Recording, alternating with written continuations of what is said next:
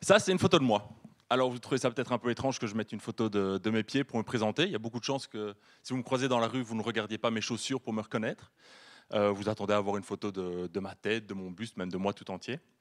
Mais en quelque sorte, je trouve que c'est une bonne analogie avec la manière dont moi, en tant que scientifique, je suis évalué par ma communauté. Donc il faut savoir que depuis les années 1600, les scientifiques, pour partager leur savoir, vont produire des articles scientifiques, vont écrire des ouvrages, et c'est la manière dont le savoir est disséminé. Et c'est aussi la manière dont le savoir est évalué. Donc si moi je veux avoir des nouveaux financements, je vais aller auprès d'un comité et je vais devoir leur montrer le nombre de publications que j'ai fait. Il ne suffit pas d'avoir 2 publications, il faut en avoir plein. Plein et des bonnes publications. Donc quelque part, c'est un aspect très restrictif où on ne nous évalue que sur un aspect de ce qu'on fait. Alors qu'en tant que scientifique, on fait beaucoup de choses différentes, on emploie beaucoup d'outils différents. Donc on va enseigner, on va faire des expériences, on va développer du code, produire des données, toute une série de choses finalement qui sont classiquement pas ou très peu valorisées. Et donc, l'idée de ce que je veux vous montrer dans cette présentation-ci, c'est que finalement, en étant open par rapport à ce que vous faites en tant que scientifique, ça peut vous aider à vous valoriser mieux auprès de vos pairs. Et donc, je vais prendre 3 exemples bien concrets pour vous montrer comment est-ce qu'il y a moyen d'être plus ouvert en tant que scientifique et comment en profiter. Donc, moi, ma recherche en particulier porte sur les plantes et sur la manière dont les plantes interagissent avec leur environnement, avec une attention particulière sur les racines. Donc, je regarde la manière dont les racines vont prélever l'eau dans le sol.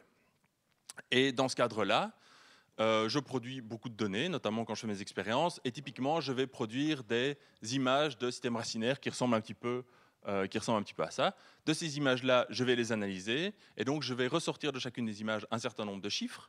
Et ces chiffres, je vais les compiler en un graphique. Et ce graphique, c'est ce qui va me servir pour faire mon papier scientifique pour ma publication. Et donc, quelque part, on a ce graphique qui finalement est relativement restreint. C'est mon sommet de mon iceberg, mais qui repose sur énormément de choses. Donc, il va reposer sur des centaines, sur des milliers d'images. Et donc, l'idée ici, c'est de dire, toute cette partie invisible de l'iceberg, je peux la valoriser. Et donc, moi, ce que je vais faire, c'est que je vais prendre toutes ces données, je vais les rendre intelligibles et je vais les mettre à disposition sur un serveur pour que n'importe qui puisse les reprendre. Alors, de cette façon-là, je m'attribue quelque part le fait d'avoir créé ces données, mais je les rends aussi disponibles pour la communauté. Donc, ça va permettre à quelqu'un d'autre de retourner dedans et de les réemployer. Parce que je ne prétends pas pouvoir retirer tout ce qu'il est possible de retirer d'un jeu de données. Quelqu'un d'autre va pouvoir retirer des choses que moi, je n'avais pas vues. Alors, un deuxième élément, c'est du code. Donc moi, je passe beaucoup de temps aussi sur mon ordinateur, pour l'instant la majeure partie de mon temps, pour lire, pour écrire, mais aussi pour produire du code informatique. Alors pourquoi ? Pour, comme j'ai dit, analyser les images que je vais produire, pour analyser mes données. Je fais aussi la modélisation, et donc c'est toute une série de codes qui s'accumulent. De nouveau, ça prend pour moi beaucoup de temps à produire, beaucoup d'énergie, beaucoup de réflexion. Et donc l'idée, de nouveau, même chose, je prends ce code-là, je le mets sur un serveur qui est dédié et je le rends accessible à tout le monde. Alors, une des premières choses pour lesquelles moi, ça m'est utile, c'est que ça permet aux gens plus expérimentés que moi dans ce domaine-là de le relire et de trouver les bugs que je vais avoir un petit peu partout dans mon code, et ça va permettre finalement d'améliorer mon travail et de rendre mes résultats plus solides.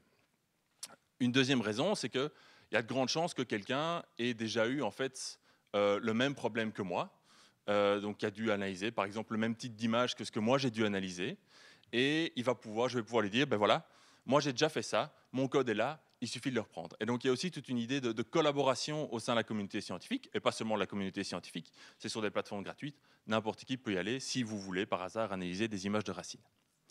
Alors le troisième élément que je voudrais mettre en avant, c'est ce qu'on appelle le peer review. Le peer review, c'est quand je veux publier ma recherche, j'écris mon article, je l'envoie à un éditeur, et cet éditeur va l'envoyer à son tour à 2, 3 experts dans mon domaine. Et ces experts, ce qu'ils vont faire, ils vont lire mon article, ils vont décider qu'en fait c'est très mauvais, ils vont le décapiter, le jeter à la poubelle. Voilà. Donc normalement, on espère que ça n'arrive pas trop souvent, ça arrive, mais la plupart du temps, normalement, ça passe quand même au travers. Alors, ce n'est pas seulement d'autres personnes qui font ça, c'est aussi moi qui fais ça. Donc moi, en tant qu'expert dans mon domaine, on m'envoie aussi régulièrement, 1, 2, 3 fois par mois, des articles que je vais devoir reviewer et évaluer. De nouveau, ça prend beaucoup de temps. Je dois lire ces articles de manière beaucoup plus attentive que si c'était juste un article que je lis pour m'informer, parce que je dois trouver où sont les erreurs, où sont les possibilités d'amélioration. Et donc, je vais vraiment passer du temps à lire, à écrire un rapport que je vais envoyer ensuite à l'éditeur qui, après, va décider ou pas de publier l'article. Et donc, ce temps-là, j'aimerais aussi le valoriser. Déjà parce que ça fait partie du processus de publication scientifique. Et donc, sans ça, le processus n'existait pas. Et donc, moi, j'aimerais pouvoir dire, j'y participe et je suis un acteur actif là-dedans. Et donc, toutes mes reviews, je vais les mettre sur un site pour dire, voilà, j'ai reviewé pour ce journal, à telle date, etc. Et donc, l'idée, c'est vraiment de dire qu'on n'a plus seulement l'article sur lequel on est évalué, mais toute une série d'autres choses qu'on fait dans notre vie de tous les jours. Et donc, ici, j'ai montré l'exemple des données, du code et du reviewing. Mais il y a aussi plein d'autres choses. Il y a des gens qui vont bloguer leurs recherches. On peut partager aussi nos lectures, commenter les articles, etc. Et pour moi, en tant que scientifique, l'idée, c'est de faire un peu comme c'est le petit garçon dans le dessin animé Up, qui arrive chez le vieux monsieur dans le dessin animé et qui montre tous ses badges. Ben moi, c'est la même chose. En mettant tout open, je peux montrer mon badge publication, mais aussi mon badge producteur de données, mon badge producteur de code, mon badge reviewer. Une autre partie importante, une autre motivation importante, c'est finalement, moi je suis un fonctionnaire, c'est vous qui me payez, et donc j'estime que vous pouvez avoir accès à tout ce que j'ai fait. Et donc c'est aussi pour ça que je mets tout à disposition, quelque part, pour vous remercier. Donc si vous êtes intéressé par les racines, vous pouvez juste googler mon nom et vous trouverez tout sur les racines en accès libre.